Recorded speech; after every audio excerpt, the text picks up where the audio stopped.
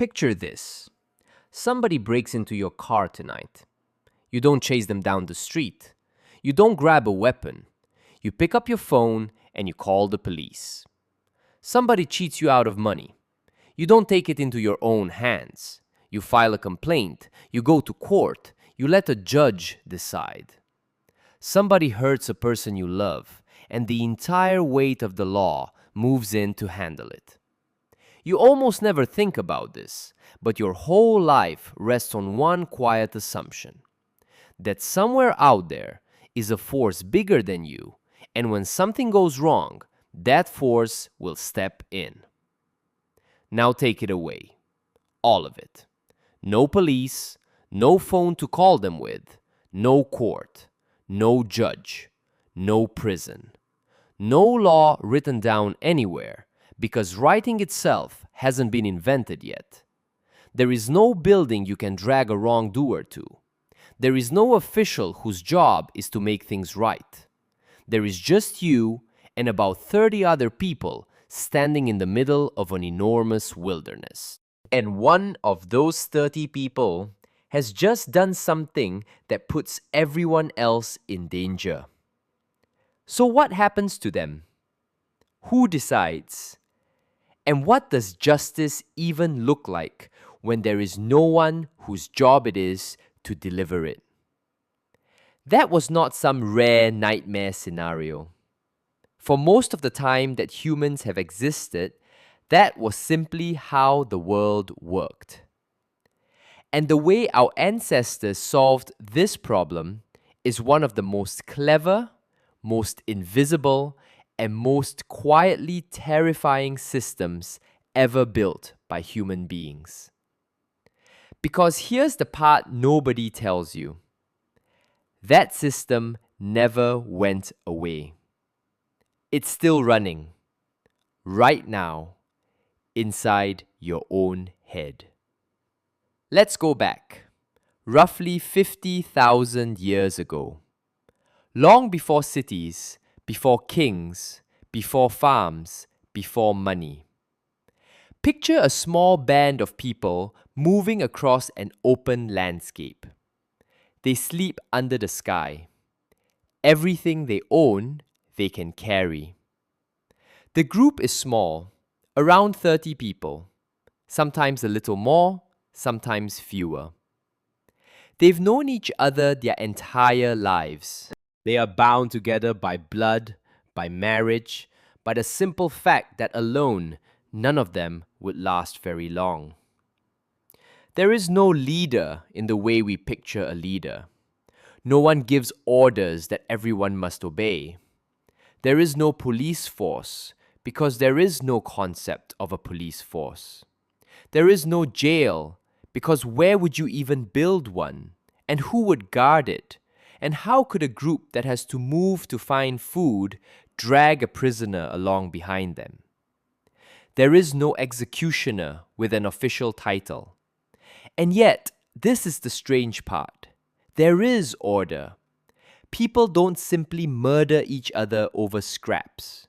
They don't descend into total chaos. The hunt gets organized. Food gets shared. Rules exist, even though not a single one of them has ever been written down. So how? If there is no law, no court, no punishment in the way we understand it, what stops the strongest person in the group from simply taking whatever they want? The answer is that our ancestors built a system of control that did not need a single official to run it. No badges, no courtrooms, no cells. And once you understand how it worked, you'll start to recognize it everywhere in your own life. The first tool was reputation.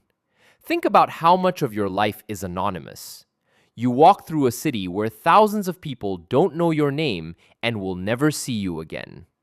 You can be one person at work and a completely different person online. If you do something you're ashamed of in one place, you can drive across town and no one there will ever know. Now erase that completely. Imagine living your entire life in front of the same 30 pairs of eyes. Every meal you eat, every word you say, every time you're brave, and every time you fail. All of it witnessed by people who will remember it for the rest of your life. There is no fresh start. There is no stranger to lie to.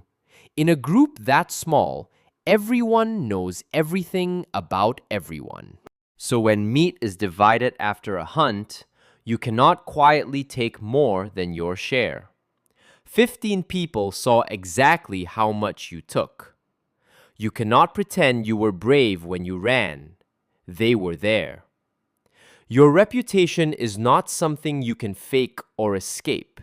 It is the most valuable thing you own, and it's built and judged every single day by the people around you. Which brings us to the second tool. And this one is going to surprise you, because we treat it today like it's something small and petty. Gossip. We're told gossip is a bad habit, a waste of time, something shallow people do. But the anthropologist Robin Dunbar spent years studying human conversation, and what he found flips that idea on its head.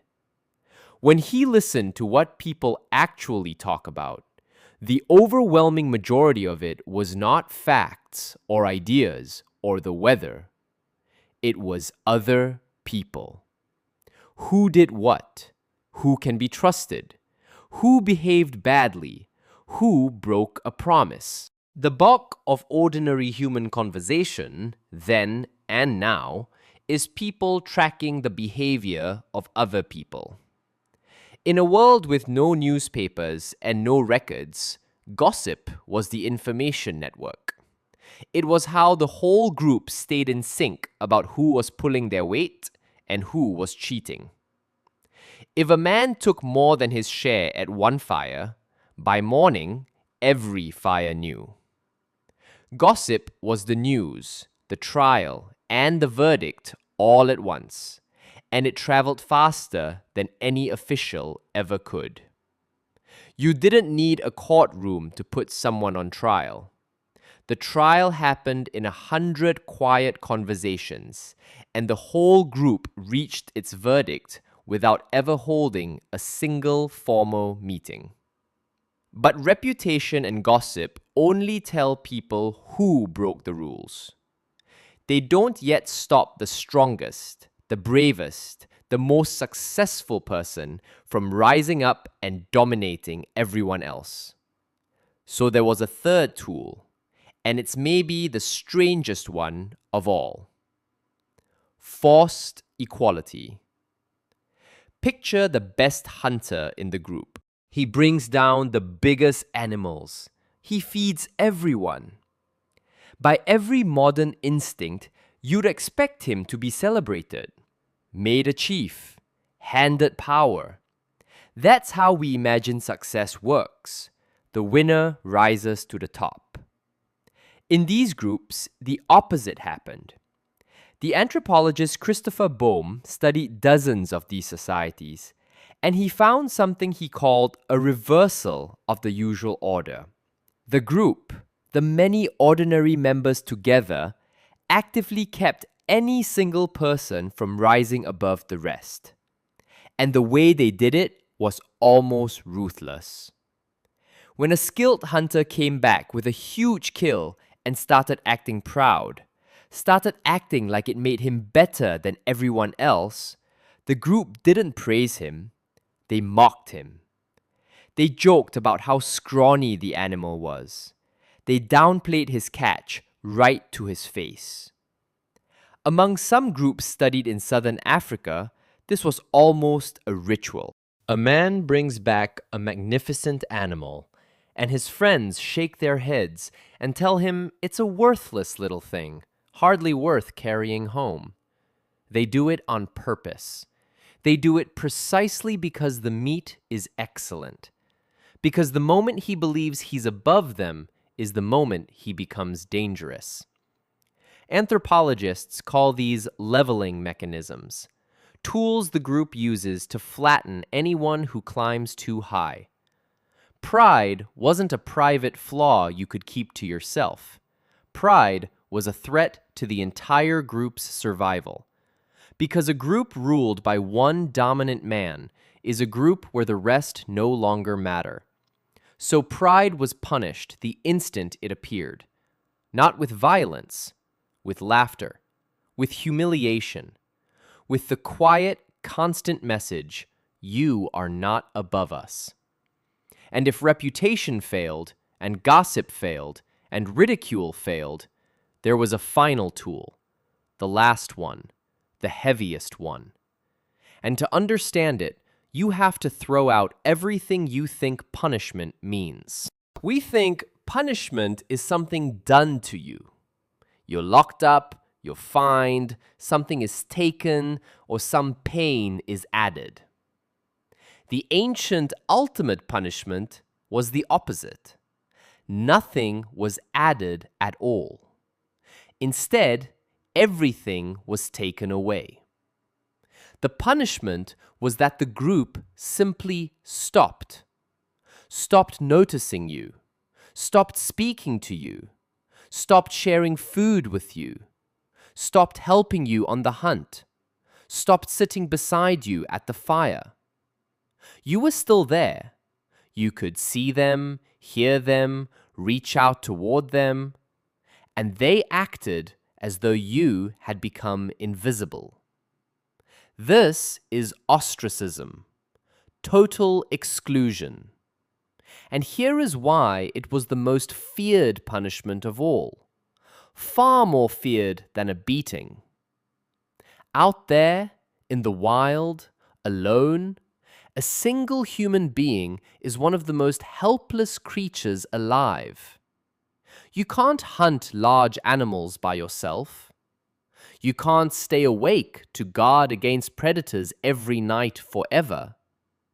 You can't survive an injury or a sickness with no one to bring you water. The group was not a luxury. The group was the only thing standing between you and death. Pull a person out of it, and you have not just hurt them, you have, in slow motion, sentenced them to die. No blade required, no blood, just silence and the open sky and the certainty that without these people, you will not last. So now you know the system: reputation, gossip, forced equality, and at the very bottom, the terror of being cast out. A complete machine of justice, running without a single judge, a single law, or a single cell. For tens of thousands of years, that machine kept human beings in line. And here is where the story turns, and where it stops being ancient history and starts being about you. That machine was never dismantled. We built police and courts and prisons on top of it, but we never removed the old wiring underneath. It's still there, in your brain, right now. And it does not know that any of those new things exist. For a long time, scientists treated emotional pain and physical pain as two completely separate things. Stub your toe? That's physical. Get rejected by your friends? That's just emotional, just in your head, something you should be able to shrug off.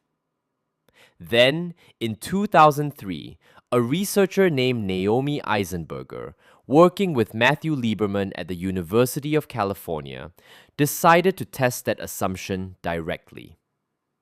They put people inside a brain scanner and had them play a simple ball-tossing game with two others. Partway through, the other two players, secretly controlled by the experiment, stopped throwing the ball to the person in the scanner. They left them out. A small, almost silly form of rejection. And the brain lit up. Not in some special, separate emotional zone.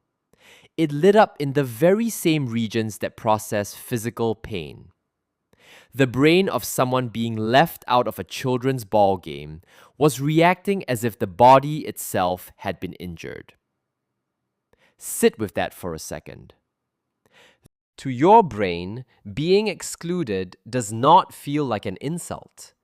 It feels like an injury. It feels like getting hurt, because for almost the entire history of our species, being excluded was the first step toward death. The brain that kept your ancestors alive learned one unbreakable rule: losing the group is a mortal threat. Treat it like one. And that brain is the one you're carrying around in your skull today. This explains so much that we wrongly call weakness. The dread you feel when you think a whole room is judging you. The way a single cruel comment can ruin your entire day while 100 kind ones fade away. The reason public embarrassment can feel almost physically sickening, like something is wrong inside your chest. The fact that you cannot, no matter how often people tell you to, simply not care what others think. None of that is you being fragile. None of it is immaturity. It is a survival alarm, 50,000 years old, doing exactly the job it was built to do. And now think about what we've handed that ancient alarm. We took a brain shaped by a group of 30 people who knew you your whole life, and we plugged it into a world of millions of strangers who can all judge you at once. Being shamed online, having a crowd of people you'll never meet turn against you all at the same time, watching your name get torn apart by voices you can't even see. Your brain processes that the same way it processed being driven out of the band and left to die in the cold. It cannot tell the difference. To the oldest part of you, a wave of strangers turning against you on a screen and a spear pointed at your back as the group casts you out set off the very same alarm. The same flood of fear. The same certainty that something has gone terribly wrong and your life might depend on fixing it. So go back to the beginning, to the world with no police, no court, no prison. We told ourselves we left that world behind. We built institutions. We wrote down laws. We replaced the silent verdict of the group with judges and juries and cells. But we never replaced the thing inside us that the old world created. The court that mattered most was never the one made of stone and law. It was the one built into your own nervous system, tens of thousands of years ago, around a fire, under an open sky. The fear of being cast out. It judged your ancestors every single day, and it decided whether they lived or died. And the strangest part of all, it's still in session. It's judging you right now, and it has no idea that the prison was ever built.